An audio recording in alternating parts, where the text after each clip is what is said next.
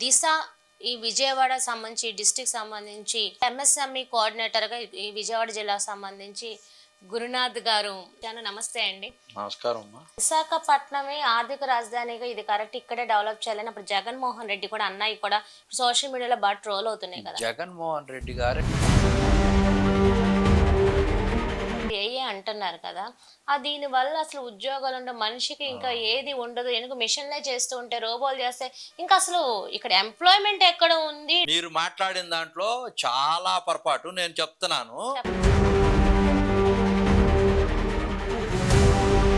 సిఎస్ఈఓ engineering అయిపోయిన స్టూడెంట్స్కి అయితే ఇక్కడ ఉద్యోగాలు ఉండవా? 5 సంవత్సరాలు 20 లక్షల ఉద్యోగాలు ఏంటి, 2 సంవత్సరాలు ఇచ్చిన గ్రేట్, అసలు 20,000 అసలు ఎలా అవుతుందని? 5 సంవత్సరాలు వాళ్ళు చేయలేనిది ఎందుకు ఈ 17 నెలల్లోనే కూటమి ప్రభుత్వం చంద్రబాబు నాయుడు లోకేష్ గారు వెళ్తేనే ఇన్ని లక్షల కోట్ల పెట్టుబడి వచ్చినాయి, ఎందుకు అప్పుడు రాలేదు, ఎందుకు ఇప్పుడు వచ్చాయి? అసలు వచ్చిన వాళ్ళ దగ్గర సూట్ కేసులు కాజేయటమేగా. నారా లోకేష్ గారు యుగాలం పాదయాత్రలో ఆఖరి రోజున మంగళగిరిలో అన్నారు, మీకు యువతి యువకులకి నేను అన్నని ప్రామిస్ చేస్తున్నాను, ప్రతి ఒక్కరికి వచ్చిన ఇన్ని రోజులు ఈ నెలలో గ్యారంటీ అని. ఒక కొత్త విజనరీకి మార్పు తీసుకొచ్చే విధంగా లోకేష్ గారు చేస్తారనేది అయితే ఎక్స్పెక్ట్ చేశారా? నువ్వు మారమ్మా, నీ పని నువ్వు చూసుకో, నీ భాష మార్చుకో, నీ పదజాలం మార్చుకో, స్టడీ చెయ్యి. ఎవరో ఇచ్చిన స్క్రిప్ట్ తీసుకొచ్చి కవిక్కని చదవటం కాదు. ఈరోజు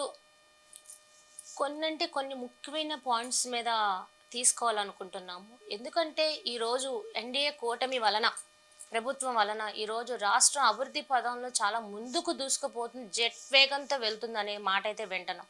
ఎందుకంటే లక్షల కోట్ల పెట్టుబడులు ఈరోజు విశాఖపట్నంలో రాక ఇచ్చిన మాట నిలబెట్టుకున్న నారా లోకేష్ గారు, చంద్రబాబు నాయుడు గారు ఉంటేనే అభివృద్ధి అనేది కనిపిస్తుంది, టెక్నాలజీ అనేది ముందు కనిపిస్తుంది, విజనరీ ఒక పక్కన అనేది కూడా మాట్లాడుతున్నారు, ఒక పక్కన తెలివితేటలు అంటే ఈ సంబంధించిన దీని యువతకి ఏమేమి చెయ్యాలో ఇవన్నీ చేయాల్సిన నాయకులు కూడా ఉండాలి. ఈ రెండు కలిస్తేనే కదా రాష్ట్రం డెవలప్ అవుతుంది. కానీ ఏంటంటే ఇక్కడ విషయం ఏంటంటే ఇప్పుడున్న మన ప్రజెంట్ రాష్ట్రంలో జరుగుతున్న కొన్ని పాయింట్స్ మీద అయితే తీసుకోవాలనుకుంటున్నాను. సిఐఐ సమిట్ సంబంధించి 2025 విశాఖపట్నం లక్షల కోట్ల పెట్టుబడుల మీద ఒకటి పరకామణి సతీష్ హత్య కూడా చేశారని వైద్యులు నిర్ధారించారని అంటున్నారు, అది ఒకటి. ఒక పక్కన చూస్తుంటే త్రిబుల్ పి మీద ఎన్నో ఈ 3 పాయింట్స్ మీద ఎన్నో విషయాల మీద వైఎస్ఆర్సీపీ దుమ్మెత్తే విషయాలే కానీ ఇప్పుడున్న కూటమి ప్రభుత్వం పరుగులు తీసే దాంట్లో అసలు ప్రజలకు ఎంతవరకు అవగాహన తెలియజేసే దాంట్లో కూడా ఈ రోజున దిశ ఈ విజయవాడ సంబంధించి డిస్ట్రిక్ట్ సంబంధించి కోఆర్డినేటర్గా అండ్ ఎంఎస్ఎంఈ కోఆర్డినేటర్గా ఈ విజయవాడ జిల్లాకు సంబంధించి గురునాథ్ గారు మన ఎదురుగా ఉన్నారు. ఎందుకంటే ఎప్పటి నుంచో ఎన్నో విషయాల మీద 5 years నుంచి మనకి ఛానల్కి ఎన్నో విషయాల మీద అవేర్నెస్ ఇస్తూ ఉంటారు. ఈ పాయింట్స్ మాత్రం మేము ఈ సార్ దగ్గరే తీసుకోవాలని అయితే నేను ఇక్కడికి వచ్చాను. నమస్తే అండి. నమస్కారం అమ్మా. ఎన్ని డౌట్లు ఉన్నాయో. ఎలాగుందంటే బేతాళుడు భుజం మీద ఒక శవాన్ని వేసుకొని వచ్చినట్టు ఒక ప్రశ్నకి సమాధానం ఇచ్చినట్టు బేతాళుడు ఎగిరిపోతాడు, మళ్ళీ ఇంకో ప్రశ్న వస్తుంది. ప్రస్తుత పరిస్థితి అలాగే ఉంది నాకు. మీరు చెప్పింది కరెక్టే.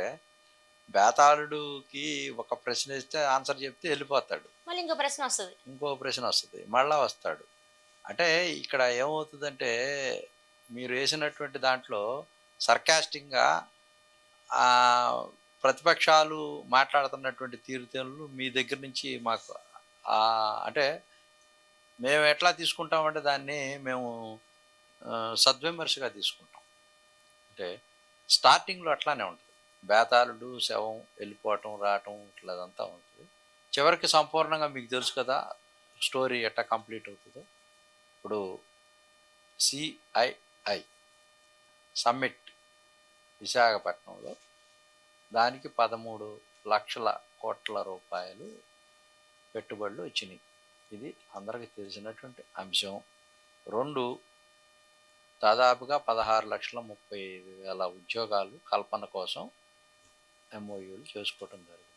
613 ఇన్స్టిట్యూషన్స్తో ఒప్పందం చేసుకోవటం, ఎంఓయూలు చేసుకోవడం జరిగింది. ఆ నేపథ్యం అంతా విశాఖపట్నంలో ఎందుకు పెడుతున్నారు అంటే ఎకో సిస్టమ్ని డెవలప్ చేయటం కోసం. ఎకో సిస్టమ్ అక్కడ ఎందుకు డెవలప్ చేయాలా, అమరావతిలో ఎందుకు చేయట్లేదు, విజయవాడలో ఎందుకు చేయట్లేదు అనేటువంటి ప్రశ్న ఉత్పన్నమైంది. ఎందుకంటే ఈ మాటకి నేను అడ్డొస్తున్నాను. విశాఖపట్నమే ఆర్థిక రాజధానిగా ఇది కరెక్ట్, ఇక్కడే డెవలప్ చేయాలని అప్పుడు జగన్మోహన్ రెడ్డి కూడా అన్నయ్య కూడా సోషల్ మీడియాలో బాగా ట్రోల్ అవుతున్నాయి కదా. జగన్మోహన్ రెడ్డి గారే కాదండి, ఉమ్, మన పొట్టి శ్రీరాములు గారు ఈ రాష్ట్రాన్ని ఆ, మద్రాసు నుంచి విడగొట్టే క్రమంలో ప్రత్యేకాంధ్ర కావాలన్నప్పుడు ఉద్యమం చేసి తను ఆ, చనిపోయినప్పుడు కూడా విశాఖపట్నానికి ప్రాధాన్యత. అప్పుడు రాజధాని ఎక్కడ పెట్టాలా అన్నప్పుడు వన్ ఆఫ్ ది సిటీ కింద విశాఖపట్నాన్ని కూడా ఉత్తరాంధ్ర నుంచి ప్రపోజల్ పెట్టినటువంటి మాటలు వాస్తవం. జగన్మోహన్ రెడ్డి అప్పుడు పుట్టలేదు. కొట్టలేదు. సో అది ఒక విశాఖపట్నం అనేది cosmopolitan city, it's not ordinary city. నౌకాదళానికి సంబంధించినట్టుగా ఆర్మీకి సంబంధించి కానీ 4 వైపులా రవాణా సౌకర్యాలకి లాజిస్టిక్ ఒక సీ కోస్టల్లో కానీ ఒక అద్భుతమైనటువంటి ఒక మహానగరం ఆవిష్కృతమైంది. కులాలకు అతీతంగా డెవలప్మెంట్ ధ్యేయంగా ఒక స్టీల్ సిటీ ఉద్యమాన్ని చేసి కొన్ని వేల ఎకరాలు కూలింగ్ చేసి కట్టి కొన్ని లక్షల మందికి అక్కడ ఎంప్లాయ్మెంట్ జనరేట్ చేసినటువంటి సిటీ అది. ఓకే. అందుకని అది అక్కడ చాలామంది నావీ వాళ్ళు, వేరే స్టేట్స్ నుంచి వచ్చిన వాళ్ళు, వేరే కంట్రీస్ నుంచి వచ్చిన వాళ్ళు, అంత కొలాబరేషన్ విశాఖపట్నం అంటే. That is the called cosmopolitan city. Okay. ఆ cosmopolitan city even though compare to Hyderabad కూడా కాదు cosmopolitan, the metropolitan. Madras is the metropolitan. Cosmopolitan is entire different from metropolitan. Okay. దాని స్టేటస్ వేరు, అంత క్రీమ్ అంతా ఉంటుంది అనమాట. సో అది స్వతహాగా పెరిగినటువంటి విశాఖపట్నం, స్వతహాగా పెరిగినటువంటి నగరం. ఎవరు నిర్మిస్తే నిర్మాణం అయినటువంటి నగరం కాదు అది, ప్రకృతి సౌందర్యంగా ఎదిగినటువంటిది. చంద్రబాబు నాయుడు గారు అన్నారు, చాలా అందంగా బ్యూటిఫుల్ గా ఉండే విశాఖపట్నం అని చెప్పి అన్నారు. అందమైనటువంటి గుబాళిస్తాం. సో అక్కడ ఇప్పుడు పెట్టినటువంటి సిస్టంలో కూడా చాలామంది విమర్శనాత్మకంగా మాట్లాడేటువంటి మాటలకు కూడా నేను సమాధానం చెప్పదలుచుకున్నాను. క్వాంటమ్ వ్యాలీ, జీనోమ్ వ్యాలీ మొదట్లో ఫస్ట్ ఆ వ్యాలీతో అమెరికా నుంచి ప్రపంచం మొత్తం కూడా అభివృద్ధి చెందింది. తర్వాత సిలికాన్ వ్యాలీ. ఇప్పుడు మూడో వ్యాలీ ఏంటంటే quantum valley. Compare to America ప్రపంచ దేశాలన్నింటిలో కూడా లేటెస్ట్ టెక్నాలజీ 153 కంప్యూటర్ సిఎం కంప్యూటర్ను తయారు చేసి పెద్దది, అంత పెద్ద కంప్యూటర్ తయారు చేయటం, కంప్యూటరింగ్ చేయటం అనేది ఎవరి వల్ల కాదు. దాన్ని ఇక్కడ పెట్టి 36 కంపెనీలతో ఎంఓయూ చేసుకొని 96,000 కోట్ల రూపాయలు దాని మీద ఇన్వెస్ట్ చేసేసి ప్రపంచం మొత్తానికి కూడా రేపు రాబోయేటువంటి రోజుల్లో 20 సంవత్సరాల్లో మానవాళికి సంబంధించినటువంటి అన్ని అద్భుతాలు, అంటే శారీరకంగా, ఆర్థికంగా, సామాజికంగా అన్ని అంశాలు క్రోడీకరించి అప్ టు దట్ మార్క్ ప్రపంచం మొత్తానికి కూడా ఒక 20 సంవత్సరాల్లో మానవుడు ఏ విధంగా వెళ్ళబోతున్నాడు అనేది మొత్తం భూత భవిష్యత్తు వర్తమానాలు చెప్పగలిగిందే క్వాంటమ్ వ్యాలీ. ఆల్గారిథం అనే సిస్టంలో ఇప్పుడు ముందుకెళ్ళబోతా ఉన్నాం.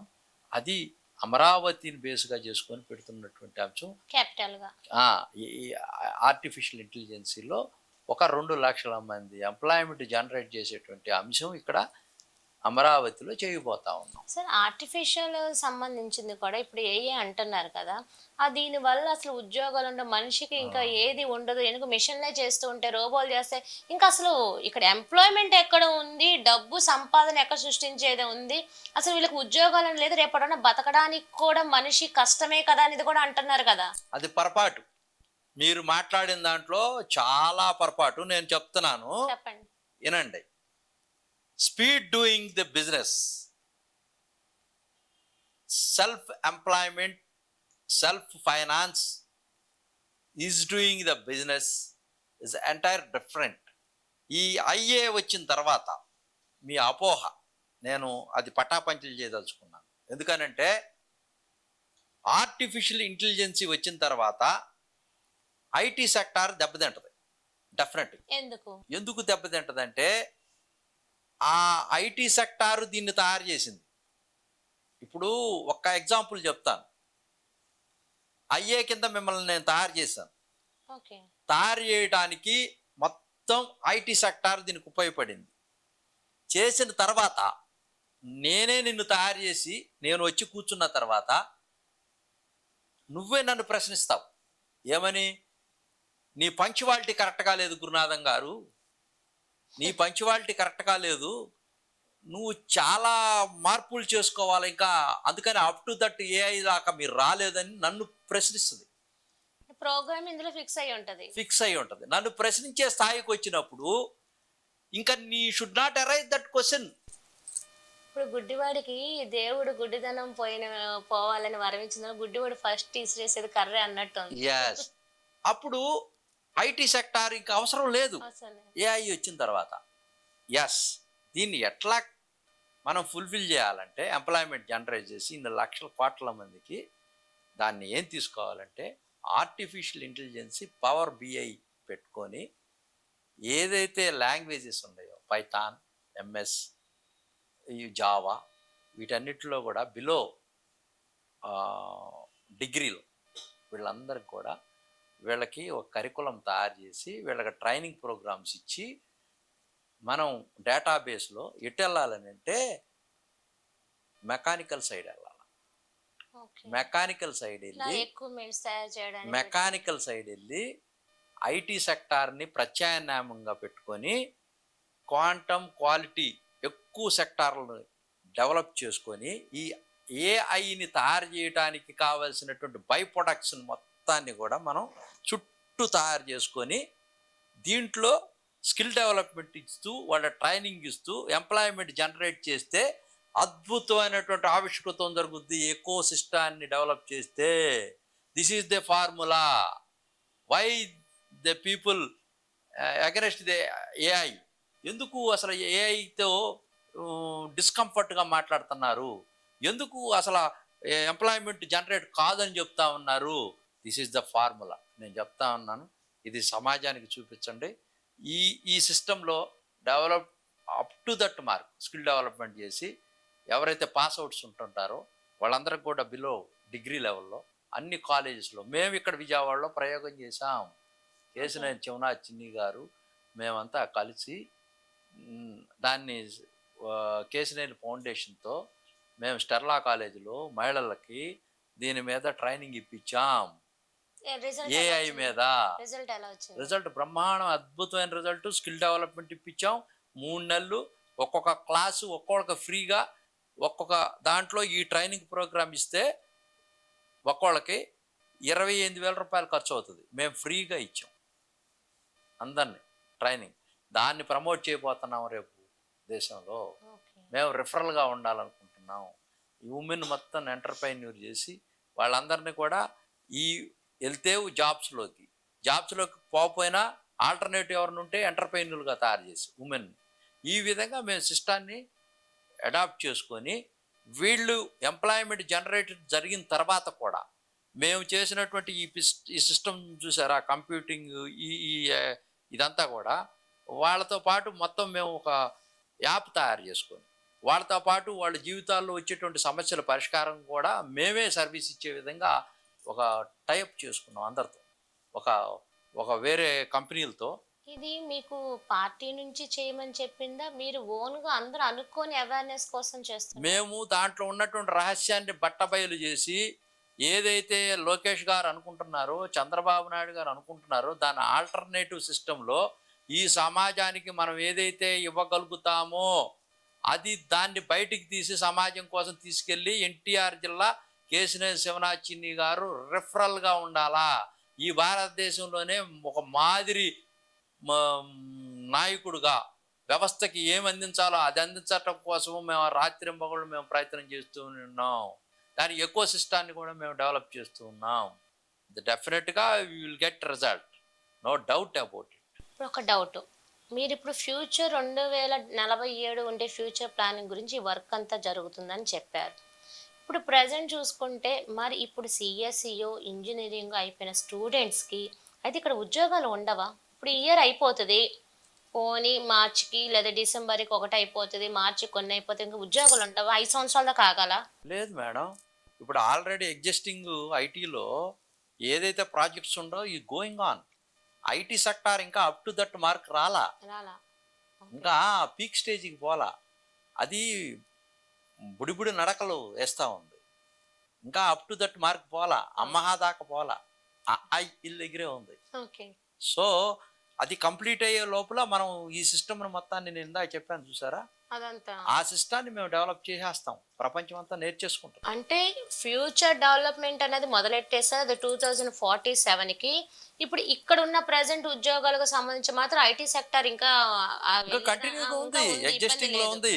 దీన్ని సైమల్టేనియస్ గా మేము చెప్పిన దాన్ని డెవలప్ చేస్తూ ఏఈబి పవర్ బిఐలో ఏదైతే ఇవన్నీ ఉన్నాయో లాంగ్వేజెస్, వీటిని డెవలప్ చేస్తూ ఈ మేము ఏ సెక్టారు, మేము టెక్నికల్ సెక్టార్ తీసుకోకుండా మెకానికల్ సెక్టార్ నుంచి తీసుకెళ్తాం, క్వాంటమ్ క్వాలిటీ పెంచేస్తాం. ఐఏ తయారు చేయడం కోసం బైబ్యాక్ ప్రొడక్ట్స్ ఏదైతే ఉంటాయో దీన్ని మార్కెటింగ్ చేయడం కోసం ఫ్యాషన్లో ఈ యొక్క బిలో డిగ్రీలో కూడా మేము అందరికీ కూడా ఈ స్కిల్ డెవలప్మెంట్ ట్రైనింగ్ ఇచ్చేసి వీళ్ళని కంప్లీట్ జాబ్ దీంట్లోకి తీసుకెళ్ళిపోతాం ఓకే. ప్రపంచాన్ని. Sir this is our view. నేను చాలా మందితో మాట్లాడిన స్టూడెంట్స్తో కానీ పెద్దవాళ్ళతో కానీ సందర్భాలు ఉన్నాయి. 5 లక్షల్లో 5 సంవత్సరాలు 20 లక్షల ఉద్యోగాలు ఏంటి, 2 సంవత్సరాలు ఇచ్చిన గ్రేట్, అసలు 20,000 అసలు ఎలా అవుతుందని, 20 లక్షల ఉద్యోగాలు అంటే 5 సంవత్సరాలు నథింగ్ అవ్వదు, ఇంపాసిబుల్, ఎవరి వల్ల కాదు, లేదా డెవలప్ చేసే వాళ్ళ వల్ల కాదు, ఇలాగే అంటున్నారు. వాళ్ళకి అవగాహన లేదు. వీళ్ళందరికీ కూడా ఇండివిజువల్ ఎవరి లైఫ్ వాళ్ళు వాళ్ళ దాని గురించి మాట్లాడుకుంటున్నారు, కానీ ప్రభుత్వాలు, బాధ్యత కలిగినటువంటి ప్రభుత్వాలు, లోకేష్ గారు వెరీ స్పెసిఫిక్గా దీని సైంటిఫిక్ రీజన్లో ప్రపంచం మొత్తాన్ని కూడా స్టడీ చేశాడు. అతను అమెరికాలో మంచి యూనివర్సిటీలో చదువుకున్నాడు. ఆ యూనివర్సిటీలో చదువుకున్నటువంటి నేపథ్యం, చంద్రబాబు నాయుడు గారి యొక్క విజను, అసలు ఎట్లా మనం పరిపాలన చేయాలా, ఎట్లా ఎంప్లాయ్మెంట్ జనరేట్ చేయాలా. నేను యువకాలంలో పాదయాత్ర చేసేటప్పుడు 20 లక్షల మందికి ఎంప్లాయ్మెంట్ ఇస్తానన్న దాని మీద ఫోకస్ పెట్టి రాత్రింబౌళ్ళు తను తపన పడుతున్నట్టు. దాంతోనే అతను 450 మంది ప్రతినిధులతో ఒక 50 దేశాల నుంచి వచ్చినటువంటి అందరితో ఎంఓయూలు చేసుకొని వాళ్ళని ఆహ్వానిస్తూ, మనకి ఇక్కడ ల్యాండ్ బ్యాంక్ ఉందండి, 50,000 ల్యాండ్ బ్యాంకు ఎకరాలు మనకు ఉంది. అందువల్ల మనం స్పీడ్ డూయింగ్ ద బిజినెస్. ఒక 15 డేస్లోనే మేము అన్నీ కూడా వాళ్ళకి ఏదైతే అనుకుంటున్నామో అన్నీ ఇచ్చేస్తున్నాం పర్మిషన్స్. ఇక్కడ ప్రపంచ దేశాల్లో ఎక్కడా లేదు అందువల్ల ఎందుకంటే పరిగెత్తుకుంటూ వస్తున్నారు. మనకు 1200 కిలోమీటర్లు వైశాల్యంలో మన కారిడార్ తీర ప్రాంతం ఉంది. ఈ తీర ప్రాంతంలో మనం చేసుకోవడానికి చాలా అంశాలు ఉన్నాయి.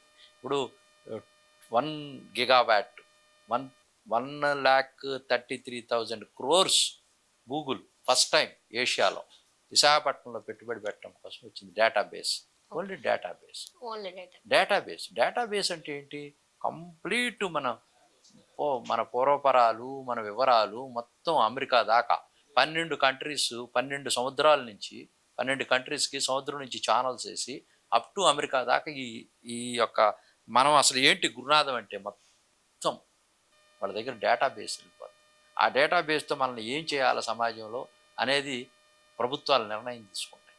అప్ టు శాటిలైట్ కనెక్షన్తో మనం మొత్తం కూడా వ్యవస్థ అంతా కూడా ట్రాన్స్పరెంట్గా వెళ్ళిపోతుంది. డేటాబేస్ అంటే డేటాబేస్లో నీకు దాదాపుగా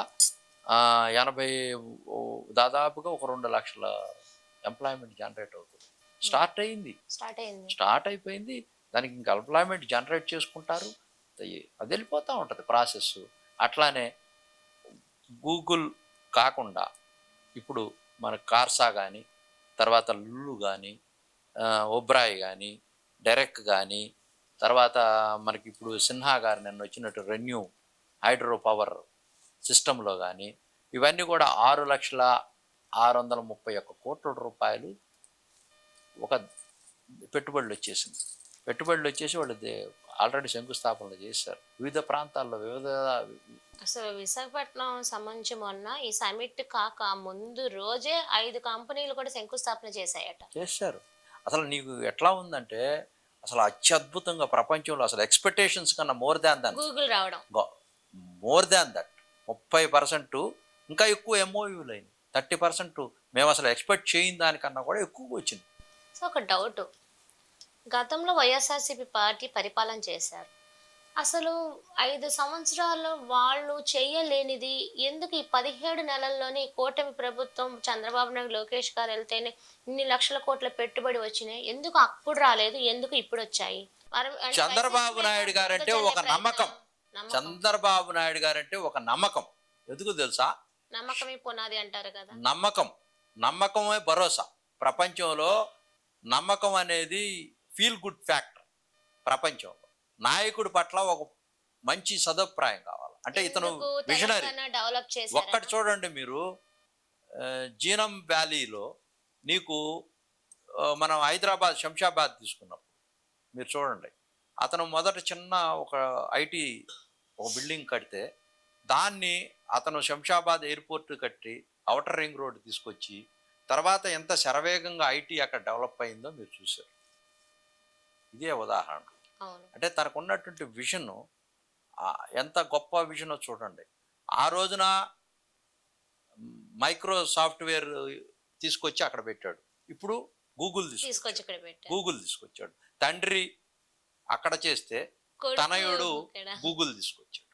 మరి ఎంత శరవేగంగా వీళ్ళు, అంటే జగన్మోహన్ రెడ్డి అనేటువంటి వ్యక్తి మీద జనాల్లో ఫీల్ గుడ్ ఫ్యాక్టర్ లేదు, ఒక భరోసా లేదు. ఎందుకని? ఎందుకనంటే అతను చెట్టు పేరు చెప్పి కాయలు అమ్ముకొని కులాలను అడ్డం పెట్టుకొని కుక్క మూతి పిందిలాగా మా తాతలు నేతులు తాగారు, మా మూతులు వాసన చూడని కానీ అప్ టు దట్ మార్క్ తను ఒక మంత్రిగానే కాకుండా ఈ రాష్ట్రంలో అసలు కనీసం తను ఒక డైరెక్ట్గా తన తండ్రి చచ్చిపోతే వాళ్ళ లెగసీని నేను కంటిన్యూ చేయడం కోసం వచ్చాననే అంశంలో తప్పించి తనకు పేద ప్రజలతో ఎక్కడ కూడా కనెక్ట్ అవ్వాలి. తను ఈ సమాజంలో ఎక్కడా తిరగలేదు. తను ఎక్కడా కూడా సమాజంతో ఎక్కడ బిఫోర్ ఏది Rajasekhar Reddy is nothing, is zero. ఆ తర్వాత ఆ లెగసీని కంటిన్యూ చేయడం కోసం కొన్ని ఉన్నటువంటి జనాలకు ఉన్నటువంటి బలహీనతలను ఎక్స్ప్లాయిట్ చేసి ఆ ఏదైతే ఉంటుందో చూసారా సాంప్రదాయం, ఆ రాజశేఖర రెడ్డి గారి మీద ఉన్నటువంటి ప్రేమని అభిమానాన్ని తను కొడుకుగా వారసత్వ ఆస్తులు పంచుకున్నట్టుగా అతను రాజకీయాల్లోకి వచ్చాడే కానీ యాదృచ్ఛికంగా తనకంటూ ఒక అవగాహన ఉండి తన వ్యవస్థల పట్ల ఇప్పుడు లోకేష్ చూడండి గత 15-20 సంవత్సరాల నుంచి కూడా ఈ రాష్ట్రంలో ఉమ్మడి రాష్ట్రంలో తను అన్ని అంశాల్లో తండ్రితో పాటు సమానంగా ఒక ఎమ్మెల్సీ అవటం, ఎమ్మెల్యే అవటం, ఓడిపోవటం, గెలవటం, కింద పట్టడం, ఎక్కడ పోతే అక్కడ ఉంగరం ఎత్తుక్కోవటం, మళ్ళా అక్కడే కలబట్టడం, నిలబట్టడం, బుల్డోజ్ చేయటం, వ్యవస్థని మేధోమదనం చేయటం, తను రానటువంటి పనికిరాడు అనే అంశం నుంచి పనికొస్తాడు ఇతను చాలా అద్భుతమైన వ్యక్తి అనే దాకా నిలబడి కలబడి బుల్డోజ్ చేసి తొక్కి నొక్కి నారా తీసి తను ప్రూవ్ చేసుకున్నటువంటి విధానం చూస్తూ ఉంటే చాలా అత్యద్భుతంగా ఉంటా ఉంది తన మేధస్సు. ఇతను ఏంటండి జగన్మోహన్ రెడ్డి మోసపోసినట్టుగా ఏదో పాతకాలంలో సాంప్రదాయాలలాగా ఎస్సీ ఎస్టీ బీసీ మైనార్టీలు అని చెప్పేసి డీబీటీలు నొక్కేసి ఆయనేమో అమర్నాథ్ ఎవరు ఉన్నాడు ఐటీ మినిస్టర్ అంట, అసలు అతను అవగాహనే లేదు. కోడిగుడ్డు అంటాడు గూగుల్ అంటే, డేటా సెంటర్ అంటే అదే అంటాడు. ఆ కోడిగుడ్డు తీసుకొచ్చి ఈయనకి ఇస్తేనేమో ఆ కోడిగుడ్డు మీద ఈకలు బిగుతాడు జగన్మోహన్ రెడ్డి. అవగాహన లేని వాళ్ళందరూ హ్యాబిచువల్ క్రిమినల్స్ అంతా ఒక ప్రభుత్వాన్ని ఏర్పాటు చేస్తే ఆ ప్రభుత్వం ఎన్నాళ్ళు ఉంటుందండి? ఇంతే ఉంటుంది, దొంగల దోపిడీలాగా ప్రజలు ఏదో మభ్యపెట్టి ఓట్లు వేయించుకొని. అసలు పెట్టుబడిదారులు ఎందుకు జగన్మోహన్ రెడ్డిని నమ్మి రాలేదంటారు? అసలు వచ్చిన వాళ్ళ దగ్గర సూట్ కేసులు కాజేయటమేగా ఆర్థిక ఉగ్రవాదులు, అరాచక శక్తులు.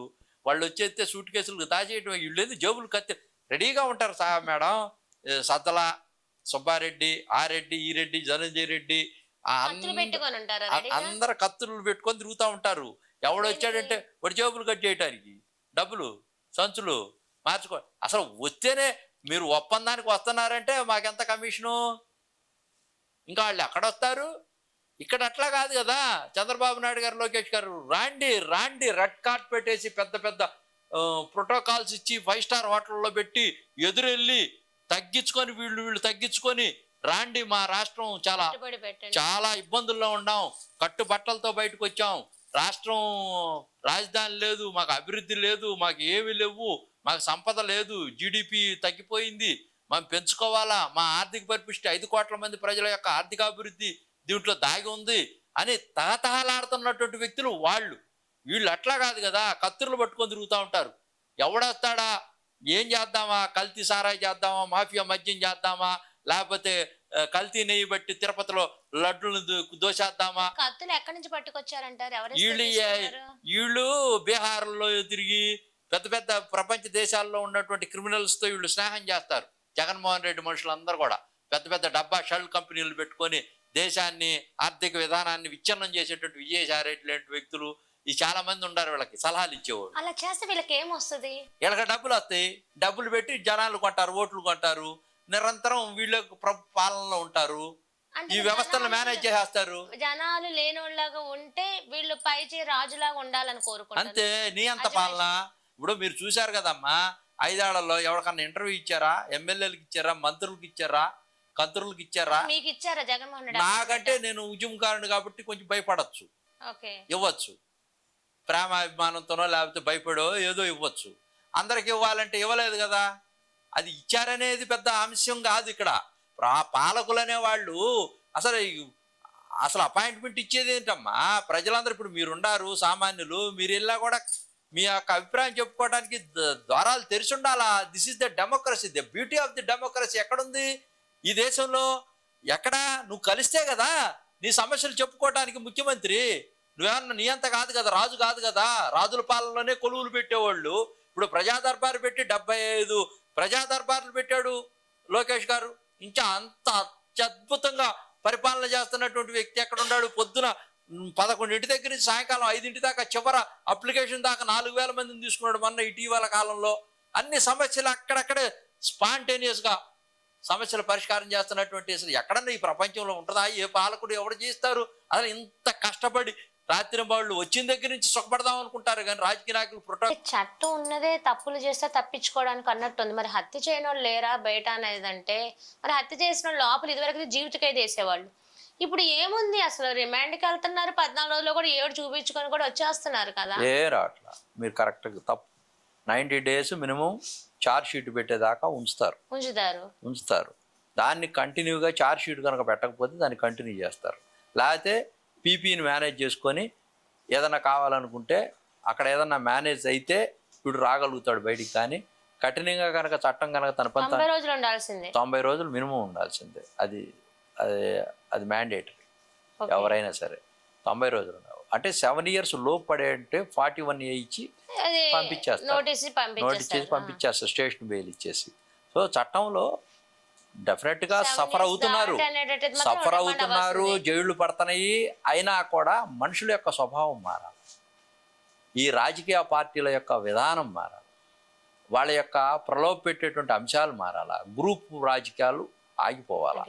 అభివృద్ధి అన్ని పార్టీలు కూడా తమిళనాడులో లాగా ఇక్కడ అభివృద్ధిని కాంక్షిస్తూ ఆ ఊరి యొక్క అభివృద్ధి కోసం అందరు కలవాలి. అన్ని పార్టీలు కలిసి చేస్తున్నటువంటి మంచి పనిని కనుక ఎంకరేజ్ చేస్తే డెఫినెట్గా రిజల్ట్ వస్తుంది. ఇటువంటి ఈ ఫ్రాక్షనిజం కానీ, సమాజ వ్యతిరేక చర్యలు కానీ, ఇవన్నీ కులాలని ఎప్పుడైతే రెచ్చగొడతామో ఈ వ్యవస్థలో, ఈ కులాల నిచ్చిన వ్యవస్థ మొత్తం కూడా, మెట్లు నిచ్చిన వ్యవస్థ అంతా కూడా దీనివల్ల ప్రలోభం పడుతూ రాజకీయ ఓట్ బ్యాంక్ చేసుకోవటం కోసం ప్రయత్నం చేస్తూ ఆయా కులాల్లో అసమర్థులందరిని కూడా నాయకులుగా ప్రమోట్ చేయటం వల్ల, సమర్థులు వెనకపోవటం వల్ల, ఆ క్రీము బయటికి రాలేకపోవటం వల్ల, అప్ టు దట్ మార్కు ప్రజలకి, ఆ జాతులకి, ఆ సమాజానికి అందపోవటం వల్ల, ఇన్బ్యాలెన్స్ రావటం వల్ల, బ్యాలెన్స్ లేకపోవటం వల్ల ఈ యొక్క తేడాలు వస్తున్నాయే తప్పించి ఆ లీడర్షిప్ని మనం రేర్ కమ్యూనిటీస్, రేర్ లీడర్షిప్ని కనుక మనం గెయిన్ చేయగలిగి ఆ సీట్లో కూర్చోబెట్టి డ్రైవ్ చేయగలిగితే మన దేశానికి 75 years ఇచ్చినటువంటి తేడా లేకుండా పోతుంది. ఈ ఎరాడికేషన్ మొత్తం అన్ని వ్యవస్థల్లో కూడా, ఏఐలో మీరు చెప్పినట్టుగా ట్రోల్ చేస్తున్నటువంటి చెడుగా వాడుకుంటున్నటువంటి వ్యవస్థ కూడా భూస్థాపితం అయిపోతుంది. ఉన్నదం గారు, మనలో ఒక మాట, ఒకప్పుడు మనం ఉద్యోగాలకు వెళ్ళాలంటే UK, USA, ఆస్ట్రేలియా అసలు చెప్పక్కర్లా. ఈరోజు లోకేష్ గారు ఒక మాట అన్నారు, మన ఆంధ్ర రాష్ట్ర తెలివితేటలు యువకులవి అక్కడేంటి కాసి ఇక్కడే పెట్టుబడిగా పెడితే ఇక్కడ మనకు ఉపయోగపడిద్ది కదా. మన రాష్ట్రం, మన దేశం ఉపయోగపడి మిగతా దేశాలలో కూడా ఇక్కడ. ఇప్పుడు మా స్లోగన్ ఏంటో తెలుసా? Only AP. ఏపీ. ఎక్కడ అమెరికా వెళ్ళటానికి లేదు, వేరే రాష్ట్రాలకు వెళ్ళటానికి లేదు, ఎక్కడికి వెళ్ళటానికి లేదు. రేపు రాబోయేటువంటి రోజుల్లో మొత్తము మేధస్సు మొత్తం కూడా ఆంధ్రప్రదేశ్లోనే మేము ఇన్ఫ్లుయెన్స్ చేసుకుంటాం, మేము యూజ్ చేసుకుంటాం, మేము అందుకనే ఇంత 20 లక్షల మందికి ఐటీ సెక్టార్లో ఆర్టిఫిషియల్ ఇంటెలిజెన్స్లో జాబ్స్ క్రియేట్ చేయబోతా ఉన్నాం. ఎలా ఉందంటే ప్రజలకు మాట ఇచ్చినట్లేదు, తనకు తానే ఒక ఛాలెంజ్ గా లోకేష్ గారు బాబు గారు చేసుకున్నట్టు ఉంది. ఇచ్చినటువంటి వాగ్దానాల కన్నా, తను ఛాలెంజ్ ఇచ్చినటువంటి 6 సూపర్ 6ల కన్నా ఇవ్వనటువంటి అంశాలని తీసుకొచ్చు అసలు ఈ ప్రపంచంలో ఇంకా అద్భుతంగా చేయగలం, ఎవరు చేయలేరు, అమెరికాకే మేము ఛాలెంజ్గా నిలవాలనేటువంటి తత్వం మాలో కసి పెరిగింది. మనకు మనమే ఛాలెంజ్ చేసుకున్నట్టుగా కసి పెరిగింది. చెప్పని చెయ్యిని అన్ని చేస్తా ఉన్నాం. అసలు గూగుల్ వస్తుందని ఎక్స్పెక్ట్ చేశారు? అసలు నిజంగా ఉద్యోగాలు ఇంతమందికి ఇస్తామని నారా లోకేష్ గారు యుగోళం పాదయాత్రలో ఆఖరి రోజున మంగళగిరిలో అన్నారు. మీకు యువతి యువకులకి నేను అన్నని ప్రామిస్ చేస్తున్నాను, ప్రతి ఒక్కరికి వచ్చిన ఇన్ని రోజులు ఈ నెల గ్యారంటీ అని. కానీ అనుకున్నారే తప్ప గూగుల్ ఎక్కడో ఉన్న అమెరికాని తీసుకొచ్చి ఇక్కడ కూడా మందు కూడా మేము ఇలాగా శంకుస్థాపన చేసి ఇక్కడ కూడా ఉద్యోగాలు నిలబెట్టి వేరే రాష్ట్రాలు దేశాల నుంచి కూడా యువత యువకులు వచ్చేలాగా బాట వేస్తారు, ఒక కొత్త విజనరీకి మార్పు తీసుకొచ్చే విధంగా లోకేష్ గారు చేస్తారనేది అయితే ఎక్స్పెక్ట్ చేశారా? డెఫినెట్గా ఎక్స్పెక్ట్ చేసాం. ఎందుకో తెలుసా, మీ ఆఫ్ ది రికార్డు మీకు చాలా మందికి చాలా తెలియదు. తను ఒక 20 లక్షల మందికి నేను ఎంప్లాయ్మెంట్ జనరేట్ చేస్తున్నానంటే దానికంతా కూడా అతను ఆల్రెడీ బిఫోర్ యువగళం దాని ముందే తను ఎక్సైజ్ చేసి పెట్టుకున్నాడు.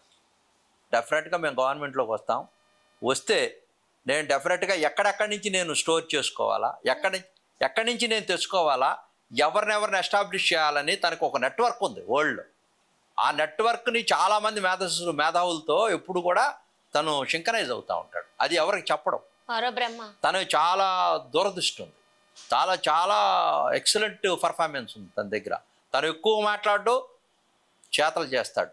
తనకి ఈ రోజున అదే ఈ గూగుల్ ఈజ్ అసలు వండర్ఫుల్. ఈ ప్రపంచంలో ఎవరు చేయలేరు. నిన్న చూడండి మీరు, మోడీ గారు పిలవండి ఇటు అబ్బాయిని అన్నారు, చూశారు కదా అసలు ఎంత అద్భుతం. అది జ్ఞాపికని ఇస్తూ అసలు ఎంత అద్భుతం.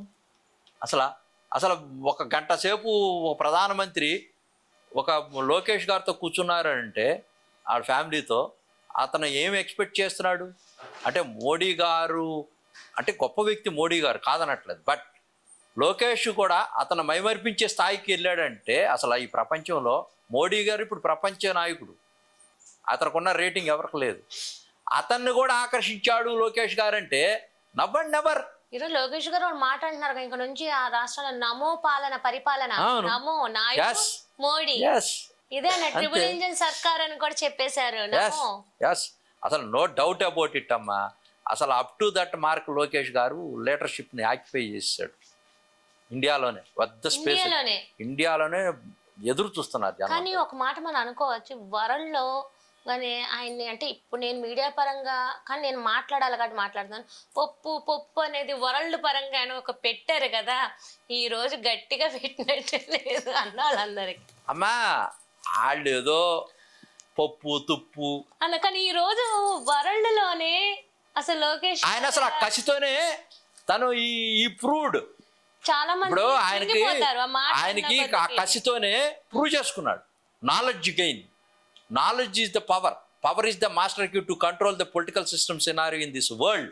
He is the only the man should thrive and drive forever in this country. He is a Mr. Lokesh. అది రెఫరల్గా తెలుసుకుంటే ఎవరైనా సరే భావి భారత పౌరులంతా కూడా రేపు వాక్యూమ్ ఉంది ఈ దేశంలో. ఒక చంద్రబాబు నాయుడు కొడుకుగా కాదు, ఇతను ప్రూవ్ చేసుకున్నాడు. అసలు యాక్చువల్లీ ఒకటి అంటారు, సింహం గడుపున సింహం పుడుతుంది. ఒక సినిమాలో కూడా వాడు అప్పిగాడి పుడతాడు, కానీ ఇంత పెద్ద విగ్రహం ఎలా వస్తుంది అనేది కూడా సందర్భం. అలాగే ఒక విజనరీ నాయకుడు చంద్రబాబు నాయుడు వరల్డ్లే చూసిన ఈ రోజు బాబు గారు కంటే ఇంకా ప్రత్యేకంగా ఈ రోజు లోకేష్ గారు అన్నది ఎవరి మాటలకు కూడా. బాబు గారికి తండ్రికి తగ్గ తనయుడు, ఇంకా అద్భుతమైనటువంటి గురువు మించిన శిష్యుడు. తండ్రి గురువు కూడా ఒక సందర్భంలో కూడా అతను తండ్రిని చూసే నేర్చుకుని పైకి వచ్చాడు రాజకీయాల్లోకి. అవును. తను ఎక్కడైతే పోగొట్టుకున్నాడో మంగళగిరిలో అక్కడే గెయిన్ అయ్యాడు. ఏకలవ్యుడు కూడా చాటున చెట్టు చాటు నుండి నేర్చుకున్నాడు విలువిద్యను. కానీ గురువుని మించిన వాడు శిష్యుడు అయ్యాడు కదా. ఆ గురువు గారి వల్ల బొటన వేలు ఇవ్వటం జరిగింది. ఎరుకుల వాడైనా తను తప్పలా గురుదక్షిణం చెల్లించి ఆ రోజున వాళ్ళు ఆర్థిక ఉగ్రవాదులు, అరాచక శక్తులు, పాలకులు ఎవరైతే అగ్రకులాలు ఉన్నారో వాళ్ళ దెబ్బకి ఆ రోజున బట్టన వేలిచ్చి ఈ రోజున ప్రపంచంలో ఏకలవ్యుడు ప్రధానమంత్రి కాదు, వాళ్ళ వారసులంతా కూడా దేశాన్ని వెళ్ళే పరిస్థితులు ఉంటే ఆ రోజునే కట్ చేశారు. ఒకనాడు లోకేష్ గారు మాట్లాడుతున్నప్పుడు ఆయన ఇంగ్లీషే వచ్చి తెలుగు రానప్పుడు అందరూ కామెంట్ చేసే అన్నాడు. ఇప్పుడు అద్భుతంగా మాట్లాడుతున్నారు తెలుగు.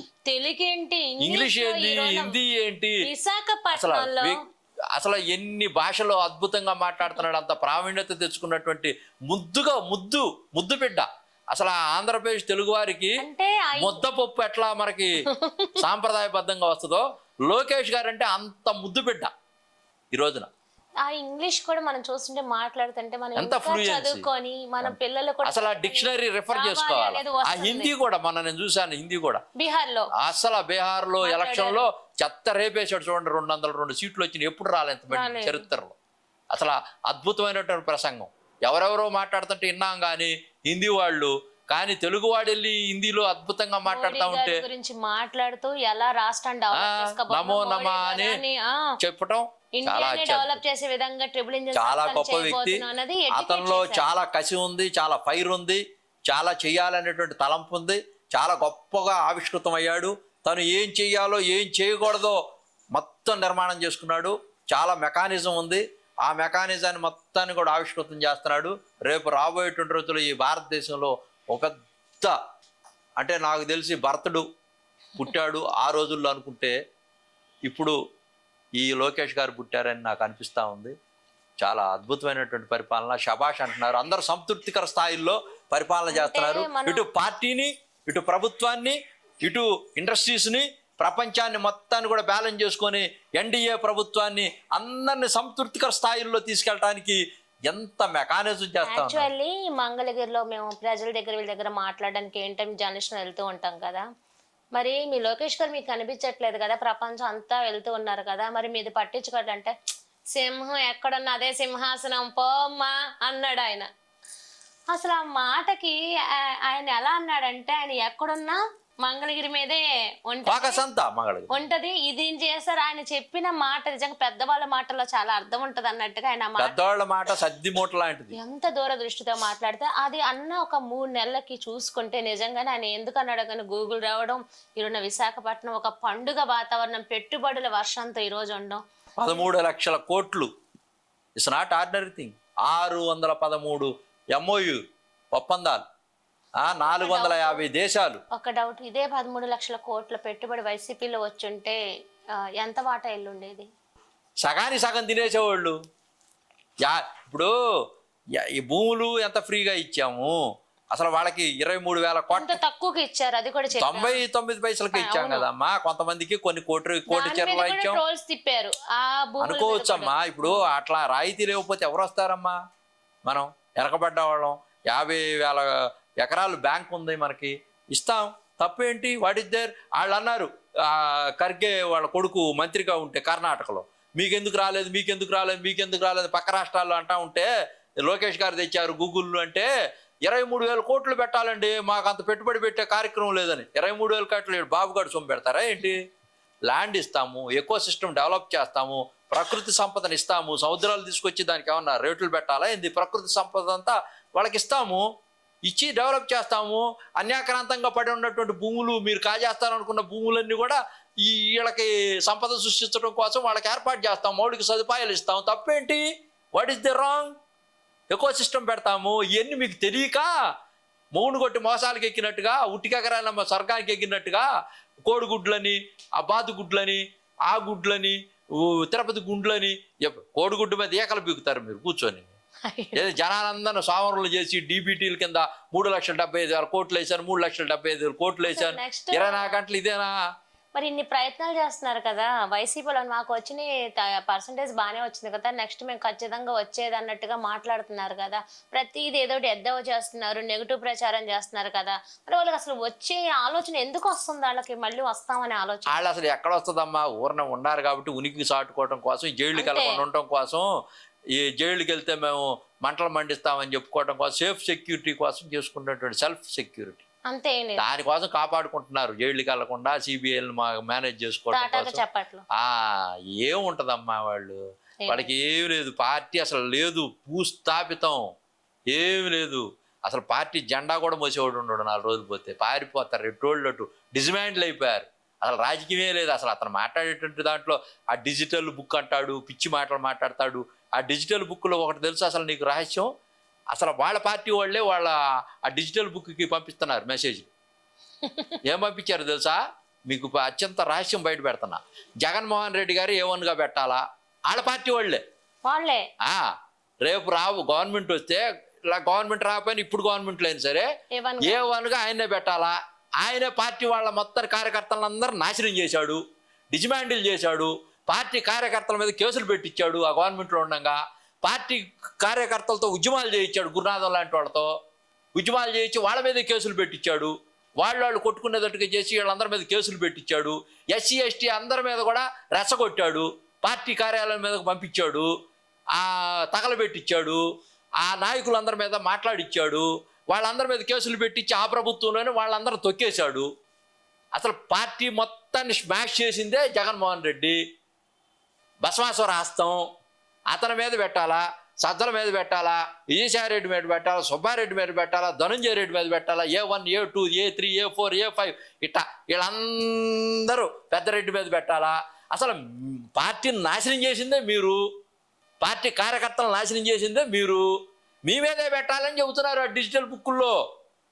మాకు రెడ్ బుక్కులేనేమో. తెలుగుదేశం వాళ్ళు అందరూ ఏం చేశారంటే, వైఎస్ఆర్ వాళ్ళు ఎవరైతే కక్ష సాధించి తెలుగుదేశం పార్టీ వాళ్ళని నాశనం చేశారో వాళ్ళ మీద ఏదన్నా అవినీతి పరులు ఎవరైతే ఉద్యోగస్తుల మీద చర్యలు తీసుకోండి అని పెట్టారు రాజ్యాంగబద్ధంగా. ఇక్కడ అట్టా కాదు. అసలు నీ యొక్క డిజిటల్ బుక్లో మొత్తం మీ వాళ్ళ మీదే చర్యలు తీసుకోమని పెడుతున్నారు. పెట్టించుకో, నువ్వు పెడతావా జగన్మోహన్ రెడ్డి? నీ బుక్ని నువ్వే ఓపెన్ చేసుకొని పెట్టుకో. A1 నువ్వే. అసలు మాకు ఇక్కడ ప్రజాస్వామ్యం పరిణమిల్లుతా ఉంది. ఇక్కడ అసలు మేము ఎవరి మీద కేసులు పెట్టాం. గతకాల ప్రభుత్వాల్లో పెట్టినటువంటి కేసులే ఇప్పుడు బయటకు వస్తున్నాయి. ఒక్క డౌట్, ఆయన గెలవడానికి ముందు ఈ పాదయాత్ర ద్వారా ఒక మేనిఫెస్టో రిలీజ్ చేసి ఎంతో స్పష్టంగా తెలియగానే అన్నీ మాట్లాడే జగన్మోహన్ రెడ్డి గారు ఈ రోజు సంక్షేమం కూడా సంక్షేమం ఇలా ఎందుకు అలా అంటే అసలు ఎందుకు అలాగా అనేది నాకు, ఎందుకంటే ట్రోల్ చేస్తున్నారనే కానీ అసలు ఏం జరుగుతుంది అనేది అర్థం కాదమ్మా. ఇతను నిజ స్వరూపం ఏంటంటే, ఆ రోజు తర్ఫీదు తీసుకొని తాళేపల్లి ప్యాలెస్లో ఉండి ఎవరో రాసిచ్చినటువంటి చదివాడు. ఇప్పుడు జనంతో కనెక్టివిటీ లేదు, రాసిచ్చేవాళ్ళు కరువు అయ్యారు. ఏంటి ఇతను అసలు రాసిచ్చినా చదువుదామనేటువంటి దాని మీద శ్రద్ధ పెట్టట్లా, ప్రజల సంక్షేమ అభివృద్ధి కార్యక్రమాల గురించి మాట్లాడట్లా. అసలు తాను మాట్లాడాల్సినవి చాలా ఉన్నాయి అంశాలు. ఆ అంశాలు అసెంబ్లీకి వచ్చి మాట్లాడాలా ప్రతిపక్ష నాయకుడిగా ఉండి. ప్రజలకు అసలు ప్రతిపక్షం లేదు, ఒక శాసనసభ్యుడు మాట్లాడచ్చు వచ్చి. ఎందుకు రావట్లేదు? భయపడిపోయి తను చేసినటువంటి తప్పులన్నీ అక్కడ మాట్లాడతారేమో అని, ఇది ప్రజలందరికీ తెలిసిపోద్దేమో అని, నేను మాట్లాడలేనేమో అని, సమర్థత లేదని చెప్పి అన్నిటికీ ఆన్సర్ చెప్పలేక భయపడి దాపు. ఈరోజు ఒకప్పుడు అసెంబ్లీ అనేది అసలు ఏ విషయం మీద చర్చలు ఉండేవి కాదు, వన్ సైడ్. ఈ రోజు అసలు అసెంబ్లీలో ప్రతి దాని మీద చర్చ, డెవలప్మెంట్, అదే డెమోక్రసీ. ఇదివరకు ఒక జబర్దస్త్ అసెంబ్లీగా ఉండేది, వన్ సైడ్ వారు.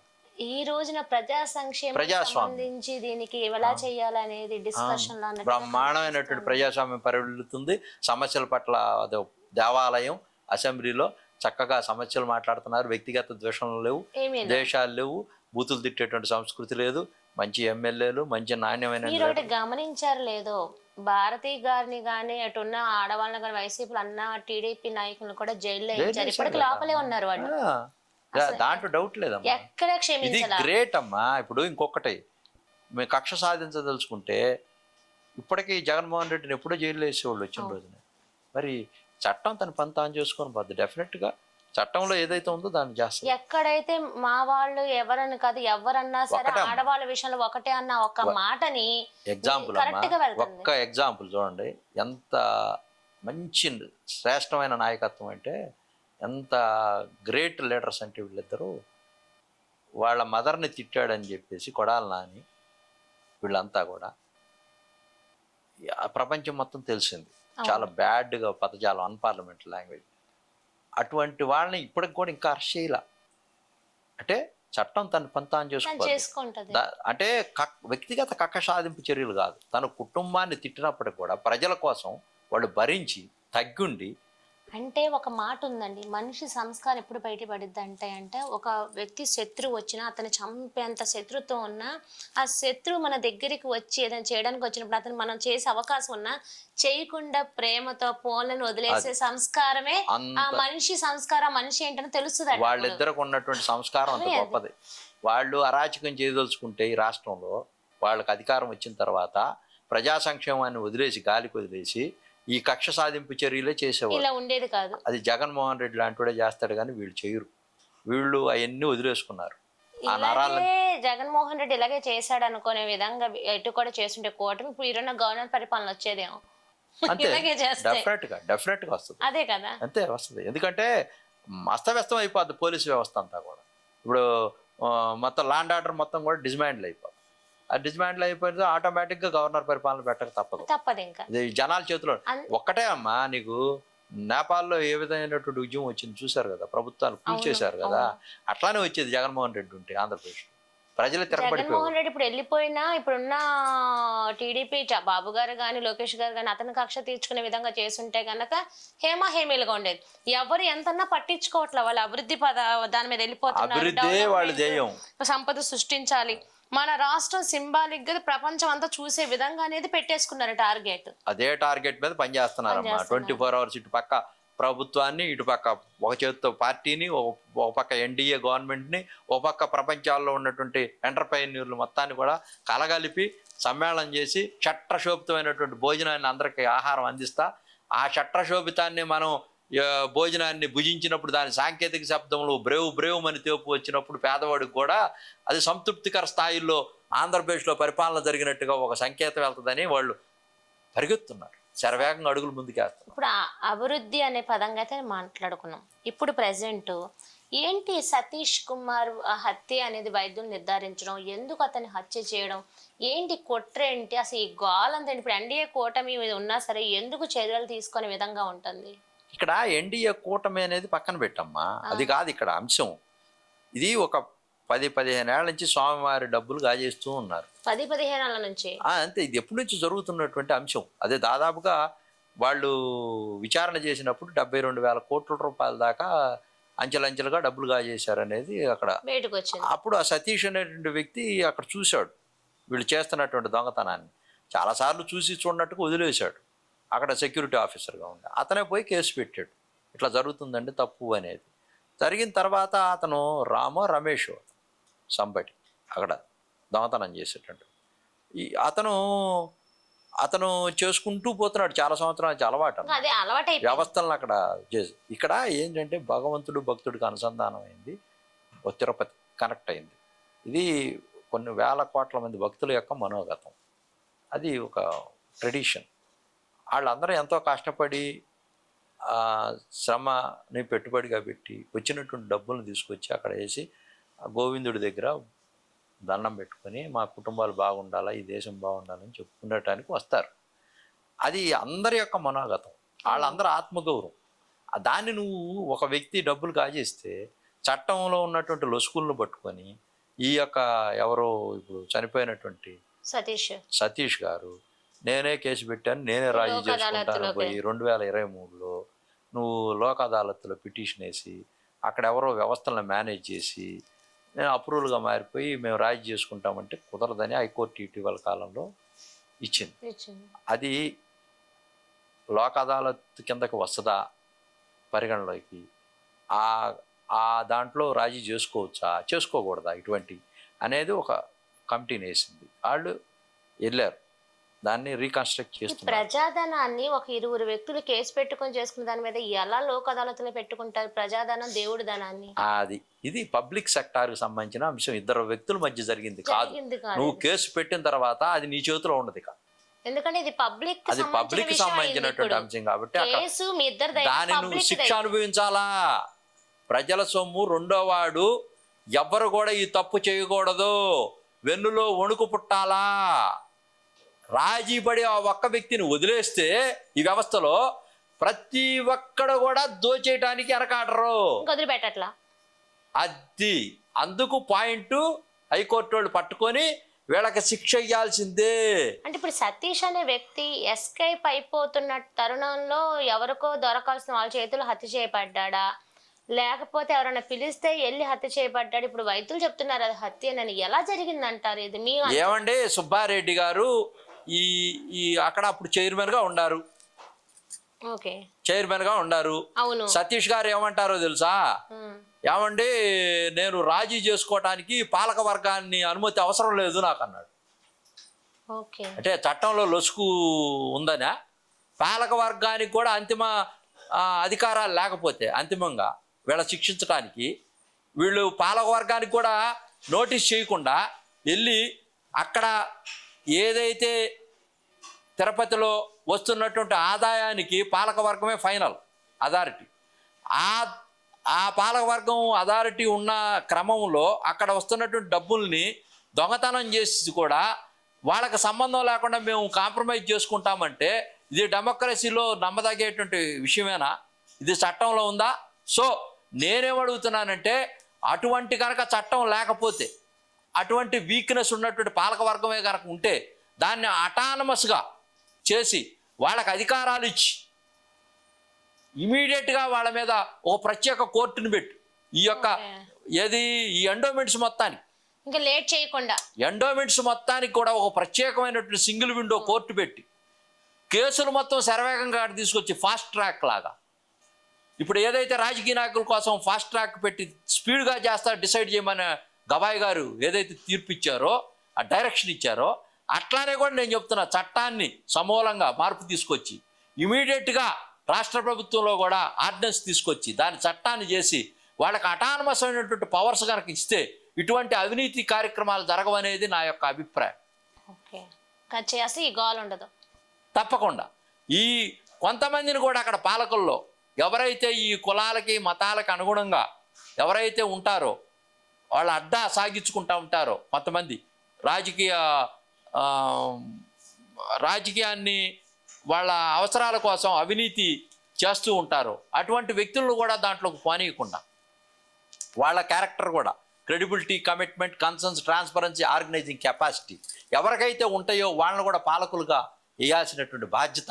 చెప్పేది ఏంటంటే ఇతను శ్రీనివాసులను కూడా విచారిస్తారు తప్పకుండా. అంటే ఇప్పుడు భయం పుడతా ఉంది. అంటే ఇదేదో ఒక సీన్ ఆఫ్ ఎఫెన్స్, ఇది ఒక మిస్టరీ లాగా, జేమ్స్ బాండ్ 007 లాగా, ఇది అసలు ఇదే మెకనస్ గోల్డ్లో ఈ బంగారం కోసం అందరూ ఆత్మహత్య చచ్చిపోతారు చివరికి. అట్లా ఇది ఒక పెద్ద డ్రామా కంపెనీ లాగా ఉంది, ఒక సినిమా లాగా ఉంది. దీన్ని రీకన్స్ట్రక్ట్ చేయడం కోసం చాలా కష్టపడాలా. నిన్న పోలీసు వాళ్ళు కూడా ట్రైన్లో 2 బొమ్మలను తయారు చేసి ఆ సతీష్ని ఇసిరి పడేస్తే 40 కిలోమీటర్ల స్పీడ్లో వెళ్తా ఉంటే ఎట్లా పడుద్ది అని రీకన్స్ట్రక్ట్ చేశారు. అది పడితే ఒక 4 అడుగులు ముందు పడింది, ఒకటి పోయాం 10 అడుగులు ముందు పోయింది, కానీ 30 అడుగులు ఈడ్చుకొని వెళ్ళినంత లేదు అనేది అక్కడ క్రియేట్ చేసి అంటే చూపించారు రియల్ గా ఎట్లా ఉంటుంది రీకన్స్ట్రక్ట్ చేశారు. సో ఇక్కడ అది హత్య, దానికి దెబ్బలు తగిలినాయి, లేకపోతే అసలు అతను ట్రైన్ ఎక్కలేదా, హత్య చేసి తీసుకొచ్చి అక్కడ పడేశారా, ట్రైన్లో నుంచి ఇసిరి పడేస్తే ఎట్లా జరుగుద్ది, అసలు రియల్గా అతను ఆత్మహత్య చేసుకుంటే ఎట్లా ఉంటుంది, ఇవన్నీ కూడా క్లియర్ గా జనానికి చూపించారు. అసలు హత్య అనేది అలా నిర్ధారించాలని చెప్పడానికి క్లియరెన్స్ చాలా ఎవిడెన్స్లు, ఫోర్సినిక్ ల్యాబులు ఉన్నాయి, సిస్టమ్ ఉంది, డెఫినెట్ గా త్వరలోనే ఏఐ సిస్టమ్ ఉంది, డ్రోన్స్ ఉన్నాయి, ఇవన్నీ కూడా కలుగులో నుంచి బయటకు లాగుతాయి. డెఫినెట్ గా శిక్ష అనుభవిస్తారు వాళ్ళు. దేవుడు అనేటువంటి వ్యక్తి ఉన్నాడు కాబట్టి ఈ రోజున ఎవరైతే తప్పులు చేశారో వాళ్ళందరూ కూడా బలిపశువులు కాబోతా ఉన్నారు. చట్టం నుంచి తప్పించుకున్న దేవుడి నుంచి తప్పించుకోవడమే ఈ నిదర్శనమే. ఇప్పుడు ఎవరైతే విత్డ్రా చేసుకున్నాడో అతను కూడా దేవుడే శిక్షిస్తాడు. కాలం మర్చిపోవట్లేదు, కాలం తన పని తాను చేసుకుని వెళ్తుంది, చట్టం తన పని తాను చేసుకుని డెఫినెట్ గా ఇది ఒక మిస్టరీ. దీన్ని ఛేదించడం కోసం బ్రహ్మాండమైన ప్రభుత్వం ఎప్పుడు కూడా ఎన్డీఏ ప్రభుత్వం మీద గుడ్డగాల్చిన ఎత్తి మీద వేయాల్సిన పని లేదు. ఇష్యూ బేస్డ్గా శరవేగంగా ఏ సిట్ అయితే వేశారో, ఏదైతే అథారిటేటివ్స్ ఉన్నారో దర్యాప్తు అధికారులు క్షుణ్ణంగా పరిశీలిస్తారు. న్యాయం జరుగుద్ది, వాళ్ళ ఫ్యామిలీకి అన్యాయం జరగదు. దాంట్లో కూడా బయటకు వస్తారు. వాళ్ళు ఎవరైతే జైలుకి వెళ్లకుండా రాజీ చేసుకున్నారో వాళ్ళందరూ కూడా జైలుకి పోతారు. దీని వెనక ఎంత పెద్దవాళ్ళు ఉన్నా వాళ్ళు శిక్షకి అర్హులే, రావాల్సిందే బయటికి, తప్పకుండా బయట. సార్ ఫైనల్ క్వశ్చన్, ఈ త్రిబుల్ పి మీద ఏంటి అసలు? కొంతమంది ఇప్పుడు చూసుకుంటే కొన్ని కొన్ని రాష్ట్రాల్లో ఉన్న ట్రిబుల్ పినే దాన్ని నిషేధించేశారు వద్దని చెప్పని. మన రాష్ట్రంలో ఉన్న ఈ త్రిబుల్ పి అనేది ఎప్పుడైతే మెడికల్ దాని మీద పెట్టారు, ప్రైవేటీకరణ సంబంధించి పబ్లిక్ ప్రైవేట్ ప్రభుత్వం చేసుకునే విధంగా, ఎందుకు దీని మీద వైఎస్ఆర్సీపీ ఏదో ఒకటి దుమారం రేపుతూ ఉంది? ఎందుకు? ఇది ఏం లేదమ్మా, నాకు తెలిసి 1842లో ఇంగ్లాండ్లో ఈ metro trains, under ground trains అప్పుడు ఎంఓయూ చేసుకున్నారు. First MoU in world okay. Metros. అప్పుడు ఎంఓయూ పీపీపీ పద్ధతిలో ప్రైవేటు పబ్లిక్ పార్ట్నర్షిప్. ఇక్కడ అవగాహన లోపం వస్తుంది. ఇక్కడ ప్రైవేటు పబ్లిక్, ఓకే. ఇక్కడ ఓన్లీ ప్రైవేట్ కాదు, పబ్లిక్ అంటే ప్రభుత్వం. అవును. ఈ రెండు కలిపి చేస్తున్నారు ఎంఓయూ. ఇక్కడ ఎందుకు, ఇక్కడ వేరే వాళ్ళు ప్రైవేటైజేషన్ చేశారని అంటారు, అది తప్పు. అది అప్పుడు ఎంఓయూలు ఎట్లా ఉన్నాయంటే సబ్జెక్ట్ కండిషన్ ఉంటుంది ఎంఓయూలు. ఒక్కొక్క దానికి ఒక్కొక్క ఎంఓయూ ఉంటుంది. దాని పేరు పీపీపీఏ కానీ దాంట్లో రాసుకున్నటువంటి కంటెంట్ వేరుగా ఉంటుంది. అవును, పార్ట్నర్షిప్ వాళ్ళిద్దరికి. ఇప్పుడు పబ్లిక్ కి ప్రైవేట్ కి పార్ట్నర్షిప్. సబ్జెక్ట్ కండిషన్, ప్రైవేట్ అని మిస్టేక్ చేసిన సబ్జెక్ట్ కండిషన్ ఉందమ్మా అక్కడ. సబ్జెక్ట్ కండిషన్ ఒకటి, ఓకే. సబ్జెక్ట్ కండిషన్ చూడాలి. ఆ ఎంఓయూ తరువుగా చదవాలి. చదవకుండా యాగి చేసి ప్రైవేటీకరణ చేశారు, జనార్దన్ రెడ్డి గారు లాగా అప్పుడు చేస్తే ఆయన ఓడిపోయాడు అది ఇది అని చెప్పడం కాదు. ఇప్పుడు నవ్వానే డేస్ ఆ రోజుల్లో ఉన్నటువంటి ఇది లేదు. ఇక్కడ ప్రతిది కూడా ప్రైవేటైజేషన్లో ఎట్లా ముందుకెళ్లాలనేది గవర్నమెంట్ చాలా తెలివిగా చేస్తున్నటువంటి అడుగులు, శరవేగంగా అడుగులు. అంటే ఇక్కడ ప్రైవేట్ దాని సొంతంగా ఏం తీసుకోవాలనుకున్నా గవర్నమెంట్ ఊరుకోదు. గవర్నమెంట్ ఎప్పుడు మానిటరింగ్ ఉంటుంది. అందుకే పార్ట్నర్షిప్ ఊరుకోదు. ఇక్కడ ఏముంటదంటే అమ్మా, మొత్తం 675 కోట్లు అవుతాయి మొత్తం కన్స్ట్రక్షన్స్కి. అవన్నీ కూడా ఇప్పుడు నువ్వు 17 పెట్టావు, 5 అయినాయి, రిమైనింగ్ 12 ఉన్నాయి, 12 10 ఉన్నాయి. ఇవి కట్టాలంటే వీళ్ళు గవర్నమెంట్ ఇచ్చినటువంటి స్ట్రక్చర్ ఎట్లా ఉందంటే ఇది 15 ఏళ్ళకు కూడా పూర్తి కావు, 10 ఏళ్ళకు కూడా కావు. గవర్నమెంట్ సొమ్ము, దానికి అలాట్ చేసేటువంటి డబ్బు, కేంద్ర ప్రభుత్వం అలాట్ చేసేటువంటి డబ్బులు అంతే ఉంటాయి లిమిట్లో.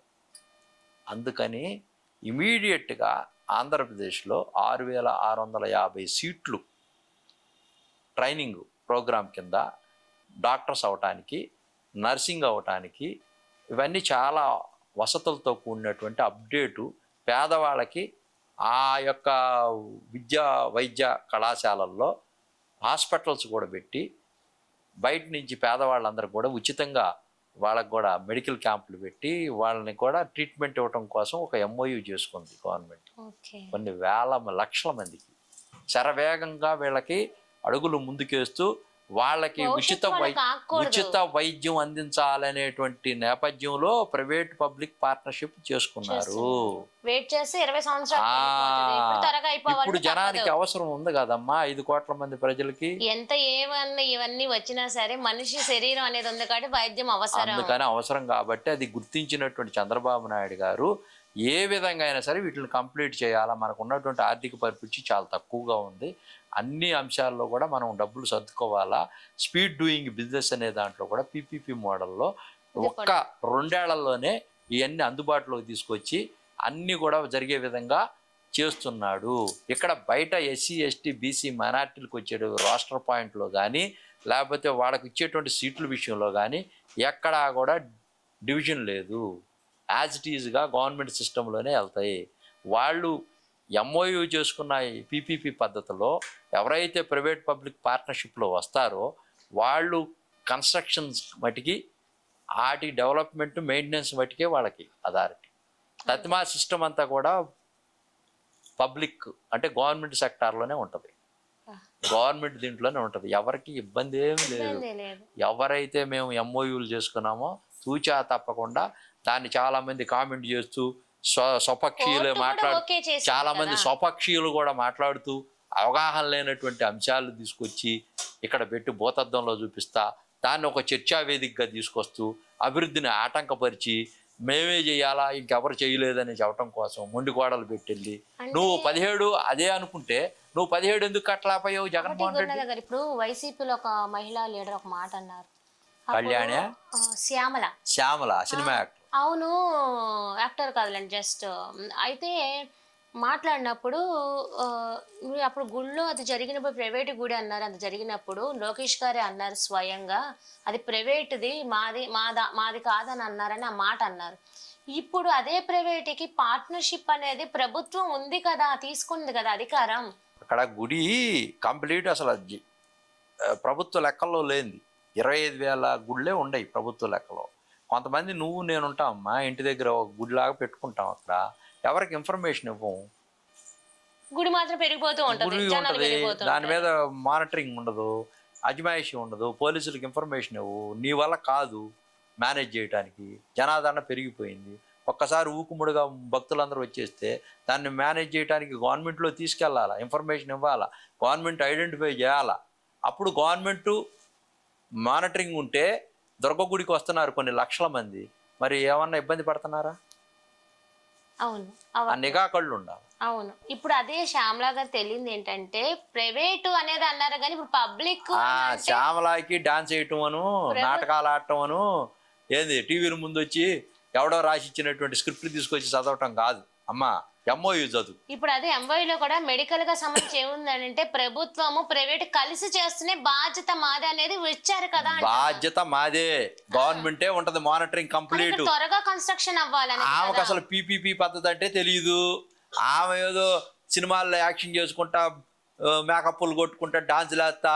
ఈ రాజకీయం వేరమ్మా, పులిహార కలపలేవు నువ్వు, నీ వల్ల కాదు. పెద్ద పెద్దవాళ్ళు ఒక ఎన్టీఆర్ తప్పించి ఈజ్ కంప్లీట్ పొలిటీషియన్గా ఎవరు ఇక్కడి నుంచి నిష్క్రమించలా. నువ్వు మారమ్మా, నీ పని నువ్వు చూసుకో. ఈ ప్రజాక్షేత్రంలో డాన్స్ చేసిన కెమెరాల ముందు మాట్లాడినంత ఈజీ కాదు ఇది. ఇది పెద్ద మేధో మదనం, ఇది ఒక పెద్ద సంకుల సమరం. అఖండ సినిమా నిజ జీవితంలో ఎట్లా ఉంటుందో అంత భయంకరంగా ఉంటుంది. విడయ తాండవం చేస్తూ ఉంటుంది రాజకీయం అనేది. విషనాగులు చిమ్ముతూ ఉంటాయి, విషం కక్కుతూ ఉంటాయి. దీంట్లో నువ్వు నాట్యం చేయలేవు, నీ వల్ల కాదు. కెమెరా ముందు నాట్యం చేయి, పబ్లిక్లో నాట్యం చేస్తే ఒప్పుకోరు. నీ భాష మార్చుకో, నీ పదజాలం మార్చుకో, నువ్వు పదును పెట్టుకో. నీకేదో ట్రోలింగ్ చేస్తున్నారు, నీకు ఇంతమంది వ్యూవర్స్ ఉంటున్నారు, నాకు ఇంత రేటింగ్ ఉందని అనుకుంటున్నావేమో. ఆ రేటింగ్ వ్యాపారం చేసుకోవడానికి, డబ్బులు తెచ్చుకోవడానికే పనికొస్తుంది తప్పించి ప్రజాక్షేత్రంలో అట్రబ్లాబు. నువ్వు జాగ్రత్తగా మాట్లాడటం నేర్చుకోమ్మా. ఇక ఎప్పుడైనా కూడా స్టడీ చెయ్యి. ఎవరో ఇచ్చిన స్క్రిప్ట్ తీసుకొచ్చి కవిక్కిని చదవటం కాదు. ప్రజాక్షేత్రంలో ప్రజల మధ్య ఉండేవాడు ప్రజానాయకుడు. By birth born as a leader, not made by the society. ఒక అంశం నాయకుడిని తయారు చేస్తుంది.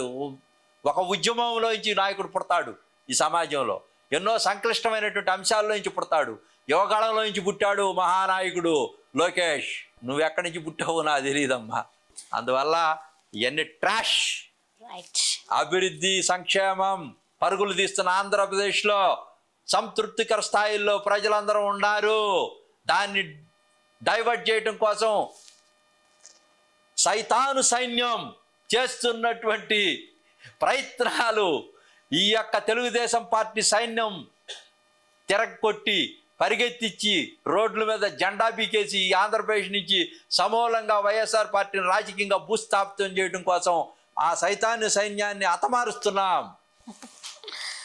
దిస్ ఇస్ కదా వండర్ఫుల్ ఇంటర్వ్యూ. ఎందుకంటే అభివృద్ధి, సంక్షేమం, టెక్నాలజీ, రానున్న రోజుల భవిష్యత్తును కూడా ఒక బ్రహ్మం గారు భవిష్యత్తుని ఎలా ఊహించి ఎలా ఉండబోతుందో ఎలా అయితే చెప్పారో, యువత భవిష్యత్తు ఎలా ఉండబోతుందో టెక్నాలజీ పరంగా, ఐటీ పరంగా, ఏఐ పరంగా ఎలా తీర్చిదిద్దాలన్నగా యువగణం సంబంధించి యువ నాయకుడు వచ్చి ఈ రోజున రాష్ట్రాన్నే కాదు, దేశాన్నే కాదు, ప్రపంచం మొత్తం చూసేలాగా ఒక గుర్తింపుని తీసుకొచ్చిన యువ నాయకుడు నారా లోకేష్ గారు. ఒక పక్కనైతే విజనరీలో కూడా అనుభవం వచ్చే కొద్దికి, ఎందుకంటే ఒక్కవైపు కూడా ఎంతో ఏజ్ వచ్చిన వాళ్ళు చూస్తాం, కానీ ఇంత కూడా నడవంగని, అందుకని నడుము పెద్దవాళ్ళని కానీ వంచేస్తారు. కానీ అసలు బాబు గారిని చూస్తుంటే రోజు రోజుకి ప్రజలు చేసే కొద్దికి మనిషి ఇంకా యువకుడు కంటే కూడా ఇంకా ఫాస్ట్గా ఒక 20-25 ఏళ్ళు ఉండేంత ఫాస్ట్గా వర్క్లోకి వెళ్ళిపోతూ ఆ విజనరీ మైండ్ని, నా తర్వాత భవిష్యత్తు అంతా బాగుండాలని ఈ రోజున రాష్ట్రాన్ని ఒక దున్నుతున్నారనమాట. ఎలాగంటే ఇంకొక ఛాలెంజ్గా తీసుకొని ఒక కసి పగ అంటే రాష్ట్రాన్ని నిలబెట్టాలనే కసి పగ తీసుకొని ఇలా ముందుకు వచ్చి ఈరోజు ఆంధ్ర రాష్ట్రం మొత్తాన్ని ప్రపంచం చూసే విధంగా ఈరోజు మన భవిష్యత్తు ఉండబోతుందనడానికి అతిశయోక్తి లేదు. మరొక ఇంటర్వ్యూలో మీ శ్రావణ్ మిమ్మల్ని మళ్ళీ కలుస్తుంది. అంతవరకు సెలవు, నమస్కారం.